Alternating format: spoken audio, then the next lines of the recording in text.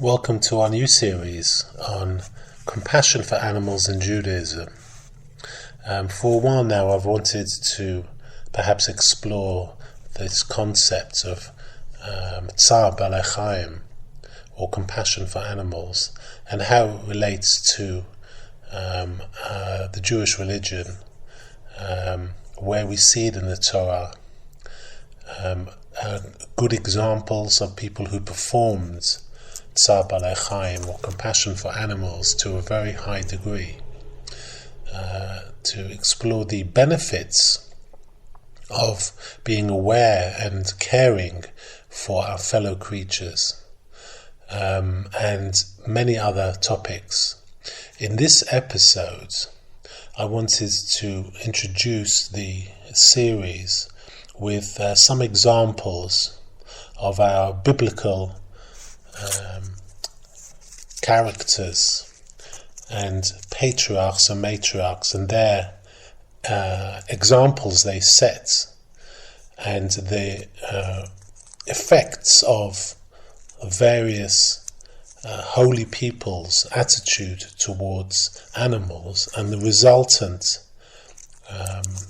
effect from God. I'm also in this episode going to bring you quotes from the Ramak, or Rabbi Moshe Cordovero, the famous Kabbalist who lived in the 16th century, and also some highly interesting quotes from the Baal Shem Tov, and also quotes from Rav Kook, who was famously very pro vegetarianism.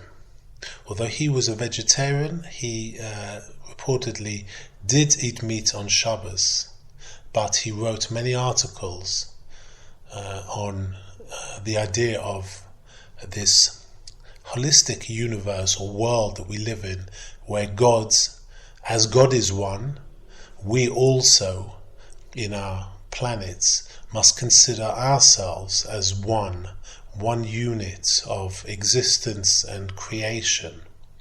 And this is very important to understand. And I'm going to finish off with a fantastic story regarding Alexander the Great and an African king. So, to begin, we must understand that God's unity is something that is a primal belief of ours, and we must understand that as God is unified throughout existence, his creation also is mirrored in a similar way. And we must understand that we're not separate from the animal world. In fact, we are just one unit. And if we make the creation suffer, we will also suffer. And this is a very important thing to realize. Sometimes we feel detached, or we feel as if we have the free hand to do what we want with planet Earth and its inhabitants. We sometimes put a label as dumb animals on creatures around us. But my personal belief is that the consciousness level of animals is higher than we imagine, and they have greater understanding of what is going on. We'll also look at in this series God's covenants. We know that God raised the covenant with the animals as well as human beings to look after them. We know the very famous quote from Psalms 145 verse 9, God is good to all, and his mercy is upon all his works. So we must understand it. This King David was prophetic in his understanding of the state of the universe and how God relates to it. But I'm going to start off with a quote from the great Kabbalist Rabbi Moshe Cordovero, and he stated, I quote, "Although God transcends creation, he sustains all living beings, from the highest to the lowest, and does not disparage any creature. For if he were to reject any creature due to its inferiority, none could exist even for a moment. Instead, he watches over and shows mercy to all. Similarly, a person should be benevolent to everyone, and no creature should seem despicable to him. Even the smallest living things should be exceedingly worthy in his eyes. And he also continues to say, one should respect all creatures, recognizing in them the greatness of the Creator who formed man with wisdom. All creatures are imbued with the Creator's wisdom, which itself makes them greatly deserving of honor. The Maker of all, the wise one who transcends everything, is associated with his creatures in having made them. If one were to disparage them, God forbid, this would reflect upon the honor of their Maker. So the Ramak, Rabbi Moshe Cordovero, is showing a beautiful regard for the worthiness of every creature, from great to small.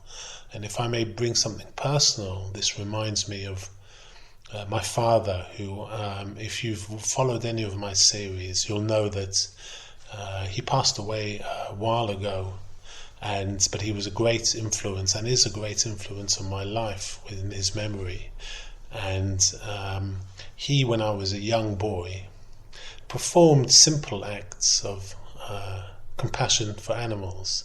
I remember, I live in London, and I used to live in a suburb of London, and in the suburbs you tend to have gardens and vegetation, and we used to get occasionally big spiders in our house. And I remember, as a very young boy, 5, 6, 7 years old, I'd perhaps be having a shower, and there would be a big spider in the corner as I entered, and I would run to my father and beg him to kill the spider, remove it, just get rid of it. And he would calmly and with a smile on his face approach in the bathroom the spider, and I would be screaming, please kill it, please kill it. But he would never ever kill the spider. Every single time, and it happened quite often, he would take the spider with a tissue very gently, you could still see its legs moving, and he would take it slowly to the window, open the window, and gently place it outside.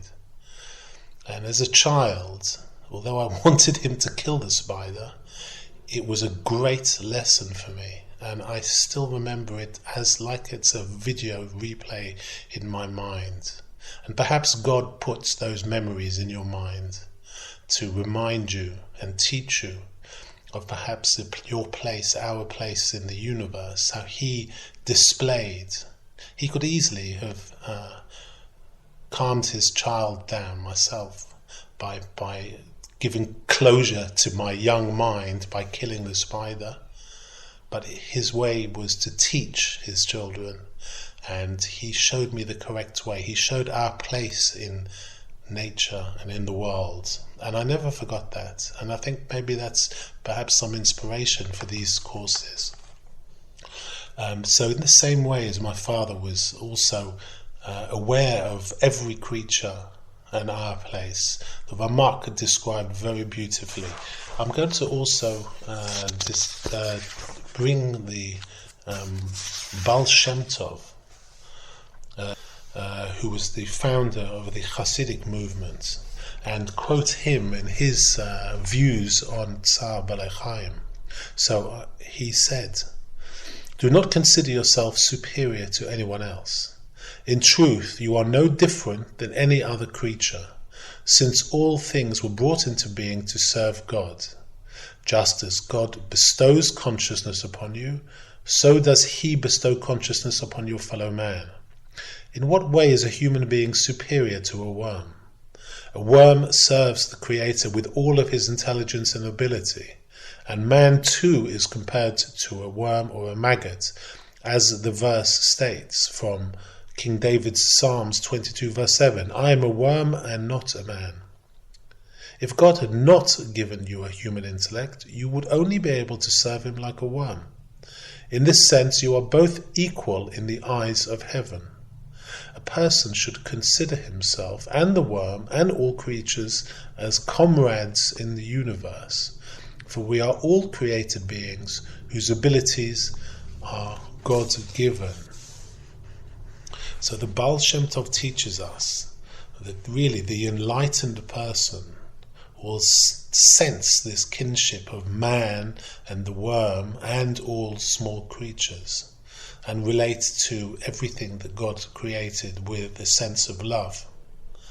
And I'd like to also quote the Maharal of Prague, who was Rabbi Yehuda Lo ben Bezalel, and he observed, and I quote, "Love of all creatures is also love of God, for whoever loves the one loves all of the works that he made. The realization of this truth is the central point of Jewish mysticism, and it is the root of the Jewish ethic of compassion for all creatures." Now I want to remind ourselves of our matriarchs and patriarchs, and how their performance of acts of compassion to animals seem to have or strike a loud bell in heaven, and it seems that God regards man's acts of compassion towards animals at a far higher degree than perhaps we can imagine. I remind ourselves of the story of Rivka, our matriarch, who, when Avraham had sent Eliezer out to find a suitable bride for his son Isaac, went down to the city of Nahor, and Eliezer made the camels kneel by the well of water at dusk. That was the time when the women used to go to draw water. And I quote from the Torah, he said, "O Lord God of my master Abraham, please prepare whatever befalls me today, and show kindness to my master Avraham. Behold, when I stand at the spring of water, and the daughters of the townsmen come out to draw water, let it come to pass that the maiden to whom I shall say, 'Let down your pitcher, please, that I may drink,' and she shall say, 'Drink, and I will also give to your camels,' she will be the one who you have designated for your servant Isaac. By this may I know that you have shown kindness unto my master." And we know that exactly as he had imagined or requested, that came to pass with Rivka. That's from Genesis chapter 24. Also, we know that King David was very selective in when he tended his sheep. He was an expert shepherd. It's quoted that he would restrain the larger sheep from going to feed for the sake of the smaller ones. He would let the smaller ones graze on the soft grass, and then after they'd had their fill, he would let the old sheep graze on the more difficult grass to chew.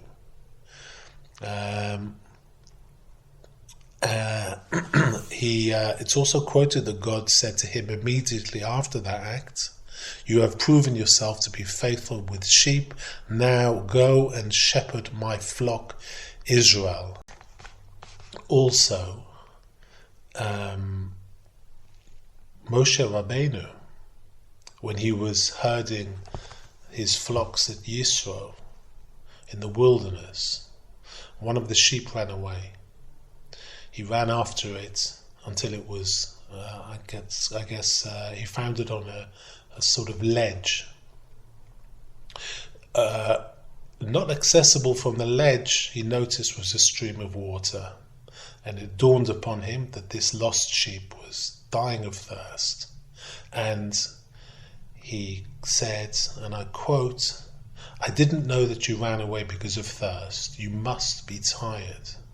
So, as it's written, he picked it up and carried it on his shoulders and quenched its thirst. God, who is continually watching all our actions, declared, and I quote, "You have shown compassion in tending the flock belonging to mortal men. Thus shall you tend my flock Israel." So these are two examples of our scriptural heavyweights that have been immediately rewarded for simple acts of compassion towards animals. And we should take note of this. It's not in there in the Torah. It's not quoted without reason. This is to teach us a valuable lesson. Giving another two examples of compassion for animals, there's a law of shiluach haken, which is if you chance upon a bird's nest when you're walking in a forest, or if it's on the ground or in the tree, if it contains young birds or eggs, and the mother is sitting on the young birds or upon the eggs, it's a law that you should not take the mother birds along with the children or the eggs. You should not take the mother bird with the children. You are commanded to send away the mother birds, and only then can you take the young for yourself, as it is quoted, so that it may go well with you, and that you may prolong your days. The idea of this is from Devarim 22:6. The idea I think there's only 2 mitzvahs in the whole of our catalogue of mitzvahs that it's quoted that you may prolong your days. One is honouring your father and mother, and the second is this idea of shooing away the mother birds before you take its young or its eggs. So this idea is a moral instruction. It's related, number one, to compassion, not allowing the mother to see its chicks taken from it, perhaps out of view. If the animal has been sent away, perhaps it can come back to the scene and not be traumatized. And this is incredible, that it indicates the level of consciousness that the Torah observed as being sentient in animals. And this is something to take note of and appreciate. And the second is also not to be cruel-hearted and wipe out 2 generations in one go. Perhaps this is a kind of fence that is built so that we don't wipe out species in one go on a grander, larger scale. We know that human nature is to industrialize our actions. And this is an example of how we are taught not to, it may lead to industrialize wiping out a species, which is perfectly feasible with man. Rambam, the Maimonides, writes in his Guide for the Perplexed that the reason for the commandment of sending away the mother bird, as well as that of not slaughtering a mother bird and her young on the same day, is to warn us not to slaughter the offspring in the mother's sight, for this causes the animal extreme grief. This is quoted from Guide for the Perplexed, which is his magnus opus work of Maimonides. Now I'm going to finish off this episode with a fantastic story about Alexander the Great and this King Katsia's judgment, who's an African king. And this describes the providence that God places on animals, and sometimes we have to feel lucky that we are surrounded by God's creatures, because sometimes we're spared punishment on their behalf. And this is a perfect example of it. So the story goes that Alexander the Great of Macedonia once came to the land beyond the dark mountains. I think this is some part of Africa. I think Katsia means far away. And so he was quoted, this king was called King Katsia, the king from far away. When Alexander arrived, he began to engage with King Katsia in a legal discussion. King Katsia presented him a gift of a golden platter containing a golden loaf of bread. This, he alluded to his anxiety that Alexander wished to plunder his kingdom. Alexander asked him, "Do I need your money?" King Katsia replied, "Perhaps you do not have enough food to eat in your country, that you must come here." Alexander replied, "I have only come here to learn how you judge disputes." So he sat down with King Katsia and he observed his judicial process. So one day a man came before the king with a complaint against his fellow. He said, "This man sold me a dung heap of which I found hidden treasure. I bought the dung heap, not the treasure, because he didn't wish to steal and was reluctant to keep the treasure." The other man said, "Well, I sold him the dung heap and all its contents. He was also honest and didn't wish to keep the treasure due to his scrupulous honesty." King Katsia asked one of the disputants, "Do you have a son?" The man replied, "Yes." "And do you have a daughter?" he asked the other, who also replied affirmatively. The king then declared, "Let them marry one another and divide the treasure between them." King Katsia noticed that Alexander the Great seemed disturbed. King Katsia asked, "Did I rule unfairly? If this case became before the court in your country, how would it be adjudicated?" Alexander the Great replied, "The judge would condemn them both to death, and the king would keep the treasure." King Katsias paused and replied to Alexander, "Does the rain fall in your country?" "Yes," replied Alexander. "Does the sun shine upon it?"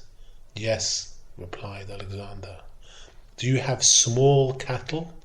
"Yes," replied Alexander. "Cursed be that man who would render such evil judgments," King Katsia declared. "It is only due to the merit of the small cattle that the sun shines and the rain falls upon your country. For the sake of the small cattle you are saved." So fantastic analogy story that describes this meeting between this African king and Alexander the Great, that perfectly encompasses this idea that sometimes man acts in a way that is unconscionable, and just for the sake of the small animals within their community are humans saved. Therefore it is written, and I quote from Psalms 36 verse 7, "Your righteousness is like the mighty mountains, your judgments like the great deep. Man and animal you save, O God."